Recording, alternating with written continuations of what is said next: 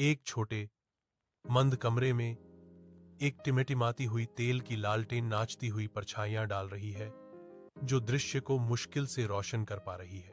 एक युवा लड़का रजत हरी अपनी किताबों पर झुका हुआ है। उसकी भौहें गहरी एकाग्रता से तन गई हैं। उसकी मां चूल्हे के पास थकी हुई बैठी है। उसका चेहरा थकावट और कठिनाई की गहरी रेखाओं से खुदा हुआ है। उनके पिता एक टूटी हुई जर्जर कुर्सी पर बैठे विचारों में खोए हुए हैं। उनके संघर्षों का बोझ उन पर भारी है। रजत अपनी 10वीं कक्षा की परीक्षाओं के लिए पढ़ता है, फिर भी गरीबी का स्पष्ट बोझ उसके युवा कंधों पर भारी पड़ता है।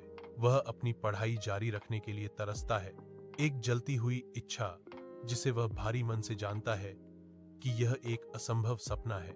असरफी अस्पताल के निष्फल गलियारों में रजत हरे, जिसकी वर्दी पसीने से तर थी, सावधानी से फर्श साफ करता है। उनके चेहरे पर थकान साफ दिख रही है, लेकिन उनकी आंखों में एक तीव्र दृढ़ संकल्प चमक रहा है। एक डॉक्टर रुकता है। उनके होंठों पर एक गर्म मुस्कान आ जाती है, क्योंकि वे रजत के अटूट समर्पण को स्वीकार करते हैं। रजत एक हल्की, गर्व भरी मुस्कान देता है, जो उसके निरंतर काम में मिलने वाली गरिमा का एक मौन प्रमाण है। रजत हरी अस्पताल की छत पर बैठकर सूर्यास्त को आकाश में चमकीले रंगों से रंगते हुए देख रहा है। वह एक पुरानी डायरी रखता है, जिसके पन्ने उसके सपनों से भरे हैं। एक आशावादी धुन हवा में तैर रही है। एक गहरी सांस लेते हुए वह डायरी खोलता है, लिखने के लिए तैयार। उसका दृढ़ संकल्प अटूट है।